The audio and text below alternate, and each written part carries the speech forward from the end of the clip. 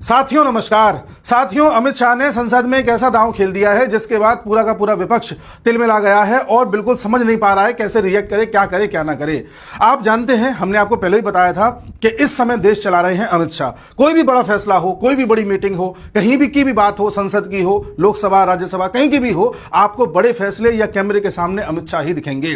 बाहर के विदेशी मामले जितने भी हो, अमेरिका को कैसे हैंडल करना है, पाकिस्तान को कैसे हैंडल करना है, चीन के साथ कैसे रिलेशन आगे बढ़ाने हैं, इन सब पर ध्यान दे रहे हैं प्रधानमंत्री मोदी। इसलिए आपको देश के राजनीतिक फैसलों में मोदी जी ज्यादा दिखाई नहीं देते होंगे। इसी क्रम में अमित शाह ने जब से बीड़ा उठाया है, आप लगातार ऐसे बातें देख रहे हैं, ऐसी चीजें देख रहे हैं जिससे विपक्ष तिलमिलाता ही जा रहा है और अब तो हाईएस्ट लेवल पर तिलमिला रहा है। जी हां, याद कीजिए, अभी 4-5 महीने पहले सरकार ने यह बोला था कि इस देश में जितने भी लोग बांग्लादेशी हैं या अवैध तरीके से आए हैं या रोहिंग्याज हैं जो अवैध तरीके से देश में आए हैं, जिन्होंने फर्जी वोटर आईडी कार्ड बनवा लिए हैं, यहां पर बस गए हैं, इन सबको छांटा जाए और इनको वापस इनके देश भेजा जाए। ऐसा फैसला किया था, होम मिनिस्ट्री ने किया था, याद कीजिए। उसके बाद बिहार में एसआईआर का काम होने लगा, वोटर लिस्ट को रिवाइज किया जाने लगा। 2003 के बाद यह प्रक्रिया अब की गई।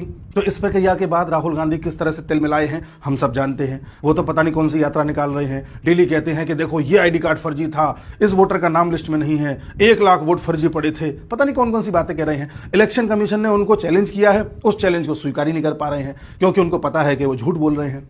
अब ये सब तो था ही, अमित शाह ने एक ऐसा दांव खेल दिया जिसके बाद आज विपक्ष इतना तिलमिला गया कि संसद में उस विधेयक का पन्ना ही फाड़ दिया जिस विधेयक को आज अमित शाह ने संसद में, लोकसभा में पेश किया था। अब ये विधेयक क्या है, एक बार देख लेते हैं। एक्चुअल में 3 बिल्स अमित शाह ने पेश किए थे। पहला है द कॉन्स्टिट्यूशनल 130 अमेंडमेंट बिल, यानी कि 130वां संविधान संशोधन विधेयक।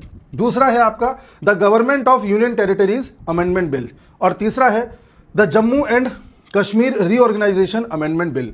इन तीनों बिल्स का उद्देश्य क्या है? एक्चुअल में ये बात एक ही है, जम्मू कश्मीर में और यूनियन टेरिटरी में लागू करवानी है, इसलिए 2 बिल और लाने पड़ गए थे, जम्मू कश्मीर वाला और यूनियन टेरिटरी वाला।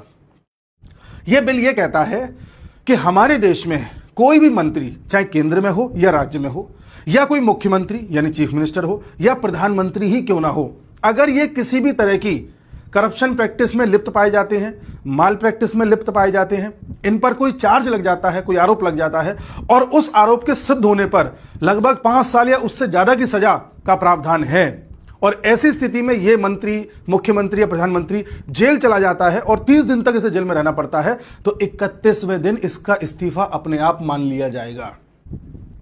यानी अब केजरीवाल की तरह कोई आरोप लगने के बावजूद, जेल में पड़े रहने के बावजूद इस्तीफा न देने की कोशिश नहीं कर पाएगा।